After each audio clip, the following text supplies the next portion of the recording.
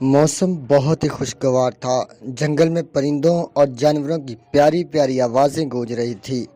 پاس ہی ایک بڑا تالاب تھا جس میں بہت سی رنگ برنگی مچھلیاں تیرتی تھیں۔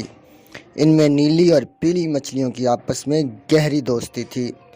نیلی مچھلی بہت عقل مند تھی تو پیلی مچھلی ضدی اور بیوقوف تھی۔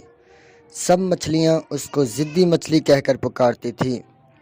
آج موسم کتنا خوشگوار ہے، ضدی مچھلی نے پیلی سے کہا۔ اس موسم میں ہم تیراکی کریں گی۔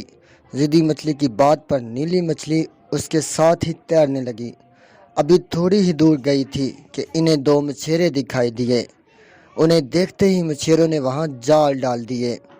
یہ دیکھ کر دونوں مچھلیاں واپس اپنے ساتھی مچھلیوں کی طرف بڑھ گئی اور انہیں مچھیروں کے خطرے سے آگاہ کیا۔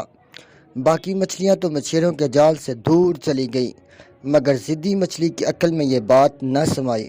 دوسری جانب نیلی مچھلی اپنی دوست ضدی مچھلی کو اکیلا نہیں چھوڑنا چاہتی تھی، اس لیے اس نے ضدی مچھلی کو سمجھایا، دیکھو میری پیاری دوست، اس وقت یہاں خطرہ ہے، ہمیں یہاں فوراً بھاگ جانا چاہیے۔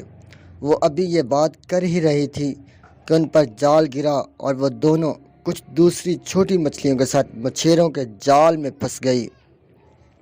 جب مچھیروں کے جال کی سب مچھلیاں ایک ٹوکری میں ڈالی تو نیلی مچھلی کو بے دم دیکھ کر بولا، یہ تو مری ہوئی ہے، یہ میرے کسی کام کی نہیں۔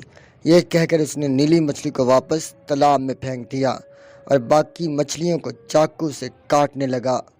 بہت ضدی مچھلی کو کاٹا گیا، تب اسے احساس ہوا کہ کاش میں ضد نہ کرتی تو اس وقت میرا یہ حال نہ ہوتا۔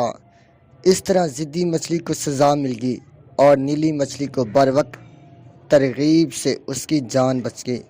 پیارے بچوں، ہمیں کبھی بھی ضد نہیں کرنی چاہیے۔ ضدی مچھلی کی طرح ہماری بھی جان جا سکتی ہے، لہٰذا ہمیں اپنے اچھے دوستوں کے مشورے پر عمل کرنا چاہیے اور ضد نہیں کرنی چاہیے۔